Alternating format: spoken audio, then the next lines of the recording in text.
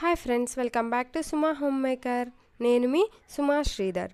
ఈరోజు వీడియోలో రెసిపీ వచ్చేసి ఫ్రాన్స్ ఫ్రై. ఈ రొయ్యల వేపుడిని మనం ఒక్కసారి కనుక ట్రై చేసామంటే మళ్ళీ మళ్ళీ చేసుకోవాలి అన్నంత టేస్టీగా అయితే ఉంటాయండి.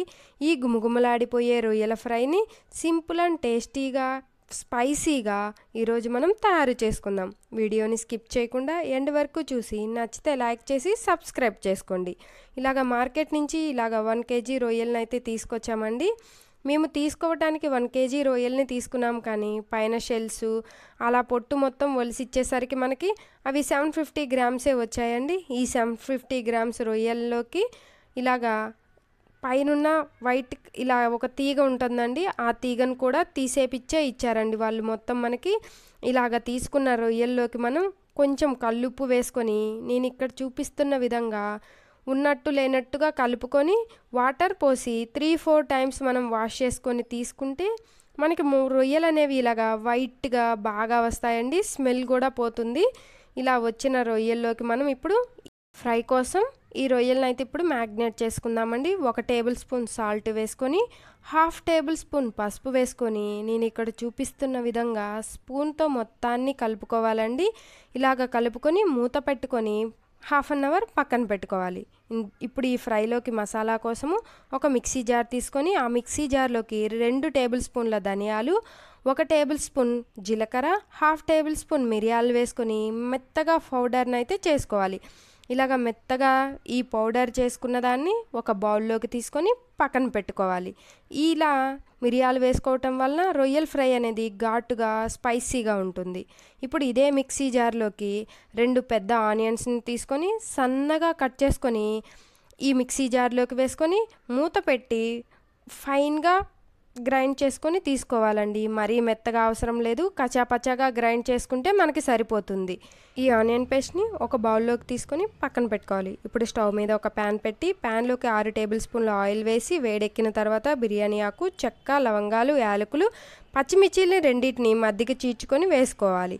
ఇవి కొంచెం ఆయిల్లో ఫ్రై అయిన తర్వాత ముందుగా గ్రైండ్ చేసి పెట్టుకున్న ఆనియన్ పేస్ట్ని మొత్తాన్ని ఇందులోకి యాడ్ చేసుకొని గరిటతో కలయి తిప్పుకుంటూ ఆనియన్ పేస్ట్ బ్రౌన్ కలర్ వచ్చేంత వరకు ఆయిల్లో బాగా ఫ్రై చేసుకోవాలి. ఆనియన్ పేస్ట్ మనకి రంగు మారినప్పుడు అందులోకి 1/2 టేబుల్ స్పూన్ పసుపు, 1 టేబుల్ స్పూన్ అల్లం వెల్లుల్లి పేస్టు, 1 టేబుల్ స్పూన్ సాల్ట్ని వేసుకొని గరిటతో మొత్తాన్ని కలయి తిప్పుకుంటూ ఉండాలి. ఇలాగ కలయి తిప్పుకుంటూ ఉంటే అల్లం వెల్లుల్లి పేస్టు పచ్చివాసన పోయి ఈ ఆనియన్ పేస్ట్లోంచి ఆయిల్ అంతా పైకి ఊరుతూ ఉంటుందండి.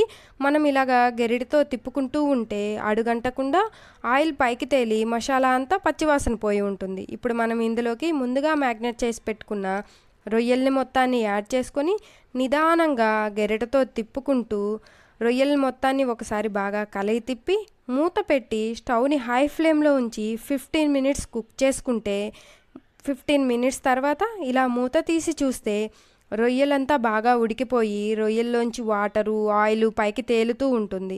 మరొక మారు గెరెటతో కలయి తిప్పుకుంటూ ఉంటే 15% రొయ్యలు అయితే కుక్ అయిపోయి ఉంటాయండి. ఇప్పుడు ఆయిల్ రిలీజ్ అవుతున్నప్పుడు ఇందులోకి సన్నగా కట్ చేసుకున్న 1 టమోటాని యాడ్ చేసుకొని గెరెటతో కలయి తిప్పుకుంటూ మూత పెట్టి ఇంకొక 10 minutes మీడియం ఫ్లేమ్లో కుక్ చేసుకుంటే మనకి టమాటా కూడా మెత్తగా మగ్గిపోయి రొయ్యలు కూడా కుక్ అయిపోయి ఉంటాయండి.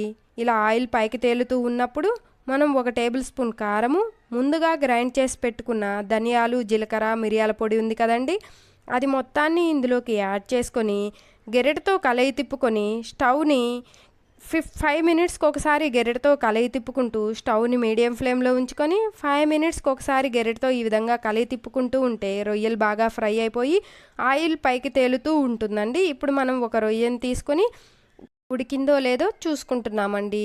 రొయ్య కూడా పర్ఫెక్ట్గా ఆయిల్లో ఫ్రై అయిపోయి ఉందండి. మరొక మారి గెరెటతో కలయి తిప్పుకొని 1 టేబుల్ స్పూన్ గరం మసాలాని, మీ దగ్గర ఉంటే కొంచెం కస్తూరి మేతిని, సన్నగా కట్ చేసుకున్న కొత్తిమీరని వేసుకొని ఒకసారి గెరెటతో మొత్తాన్ని కలయి తిప్పుకొని 1 నిమిషం పాటు వేయించుకుంటే వేడి వేడి రొయ్యల ఫ్రై అనేది రెడీ అయిపోతుంది. ఈ వేడి వేడి రొయ్యల ఫ్రైని సర్వింగ్ బౌల్లోకి సర్వ్ చేసుకొని అన్నము, చపాతీలోకి తింటే సూపర్గా ఉంటుందండి. వేడి వేడిగా ఉన్నప్పుడే ఈ రొయ్యల ఫ్రై సూపర్ టేస్ట్ అయితే ఉంటుంది. వీడియో నచ్చితే లైక్ చేసి, షేర్ చేసి, సబ్స్క్రైబ్ చేసుకోండి.